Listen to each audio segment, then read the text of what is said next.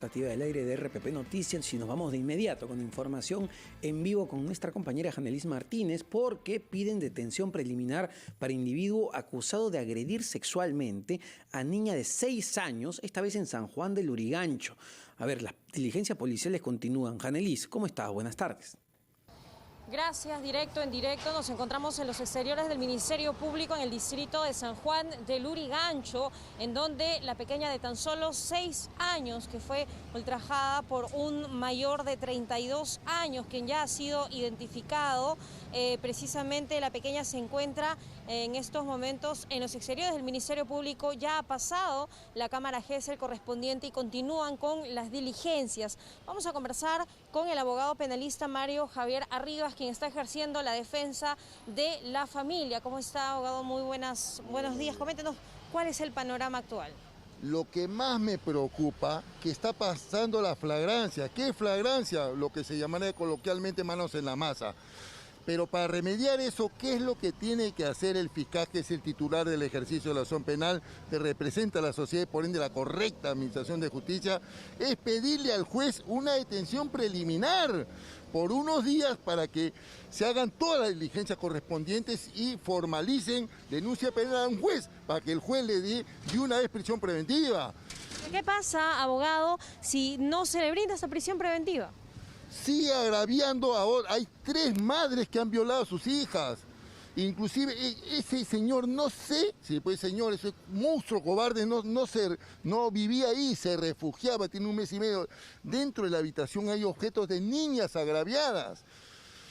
Entonces, ¿de qué estamos hablando? El letargo de las autoridades, en realidad no puede ser posible.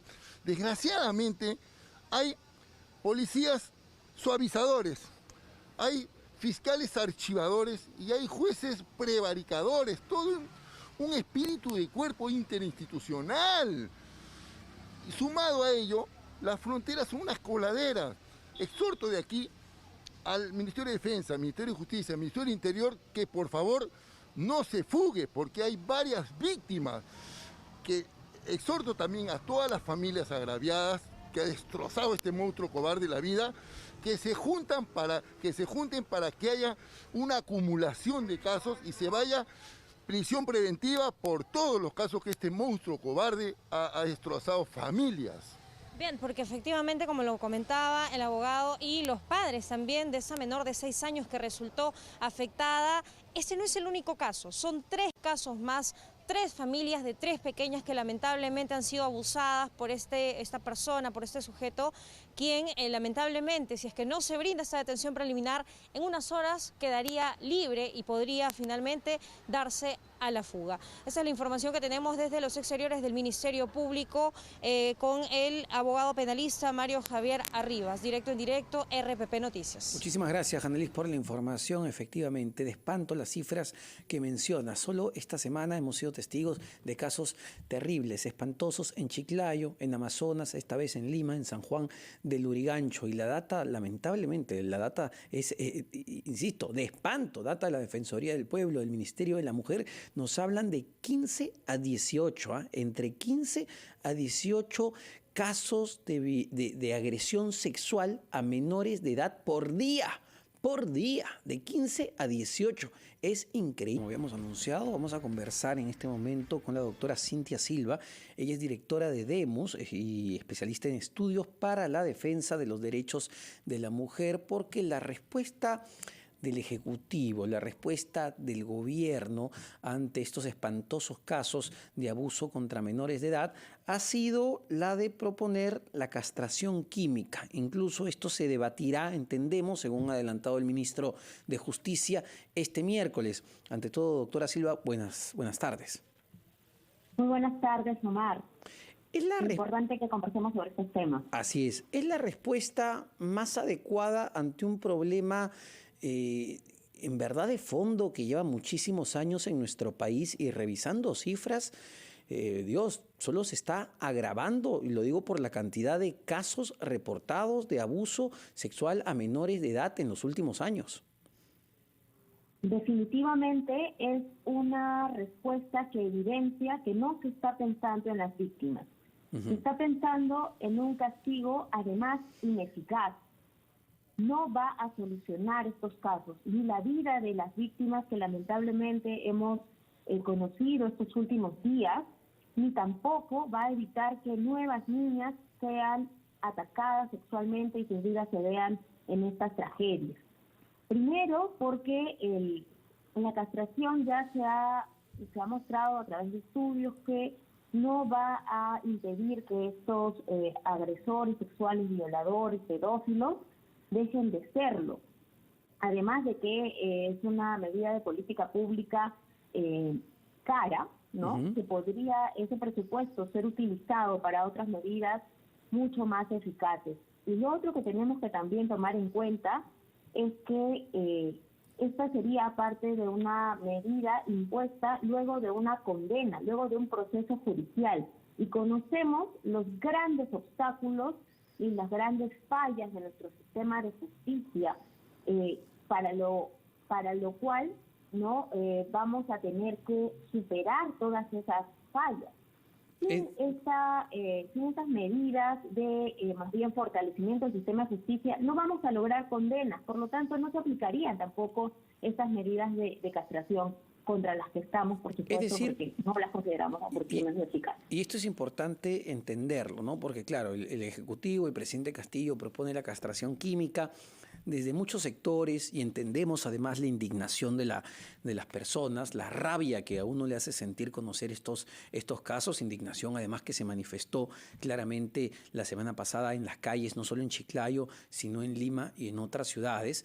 Pero más allá de esa indignación, medidas como la pena de muerte, la castración química, no necesariamente atacan el problema de fondo o atacan las causas. Y ahí quiero entender un poco, digamos, la reflexión.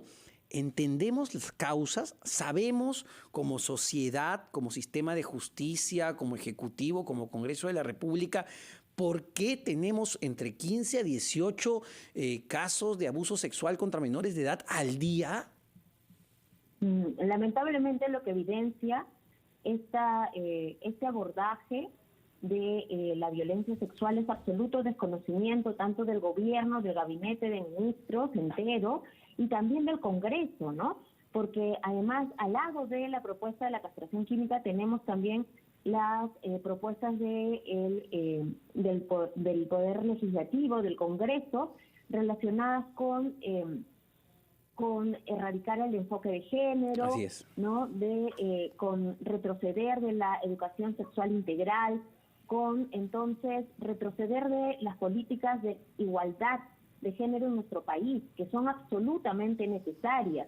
¿Por qué? Estamos concentrándonos en casos que nos muestran perfiles de monstruos, ¿no? Perfiles de personas que merecen pues todos estos castigos, pena de muerte, castración, y no nos damos cuenta que en realidad esa cultura de la violación, esa cultura machista, ¿no? Está arraigada en nuestra sociedad y hace que la violencia sexual contra niñas no sea practicada por monstruos, sino por personas cercanas del entorno de las víctimas, familiares, vecinos, incluso, ¿no?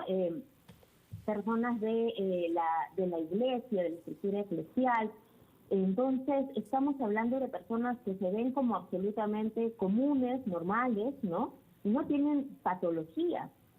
Allí es que hay que concentrarnos para ver que hay casos en los que ya han sucedido, ya el Estado ha llegado tarde, ¿no? Y entonces hay que atender eficazmente. No solamente con la aplicación de condenas que, como ya bien se ha dicho, son absolutamente severas en nuestro país desde el 2018 para todos los casos de menores de 14 años, violaciones contra menores de 14 años, la cadena es perpetua, sin contemplaciones y sin diferencias. Entonces, ¿cuándo es que estas condenas son aplicadas, no? Entonces, el sistema de justicia especializado tiene que funcionar, sí, pero claro, también atención a las víctimas. El presidente no ha hablado de qué medidas va a tomar desde el Ministerio de Salud, desde los servicios de salud, para garantizar la recuperación integral, no solamente la recuperación de emergencia de esta niña, ¿no? De Chiclayo. O de atención rápida justamente a las víctimas, porque me comentaban ayer conversando sobre este tema, que en Perú en realidad a nivel de normativa tenemos las penas más estrictas que podemos tener en función también a los pactos y acuerdos a los que el Perú está suscrito, como el Pacto de San José. Por eso no es que no se puede aplicar la pena de muerte, pero sí la cadena perpetua. Y la pregunta es, doctora, si esas sanciones drásticas que quisiéramos implementar, así se pudiesen implementar como pena de muerte o castración química, no desalientan al agresor, entiendo. ¿No? Entiendo que ese es el problema. No necesariamente estas medidas no desincentivan esta actitud o este crimen. Y ahí por dos cosas, ¿no? Una, por los altos índices de impunidad, es muy difícil y además demora mucho una condena firme, ¿no?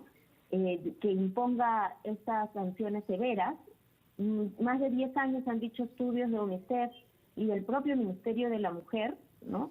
Las niñas ya son adolescentes o adultas en esos momentos y luego también porque estas condenas se imponen y luego se olvida, se consignan a los agresores condenados en cárceles infrahumanas, como hemos visto, y allí no hay resocialización posible, hay absoluta desocialización, ¿no? Entonces, hay programas que tienen que implementarse, hay una buena práctica allí de cárceles productivas y hay necesidad entonces de implementar allí programas de reinserción, de rehabilitación, que por supuesto estén orientados a que haya nuevos sentidos comunes, nuevos imaginarios en estos agresores, ¿no? Dentro de lo posible.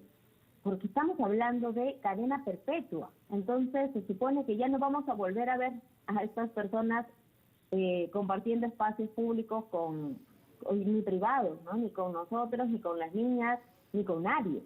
Entonces allí es que estamos hablando también de cuán coherente es la propuesta del Estado, ¿no? Está hablando de castraciones químicas para personas que van a terminar sus vidas en las cárceles. Bueno, más parece una propuesta para la tribuna que realmente atacar el problema de fondo, y el problema de fondo tiene que ver con entender las causas de estas cifras espantosas, 15, 18 casos de violación o de abuso sexual contra menores de edad. Muchísimas gracias, doctora Cintia Silva, directora de DEMUS, Estudio para la Defensa de los Derechos de la Mujer. 12:45, tenemos que escuchar a nuestros anunciantes, pero venimos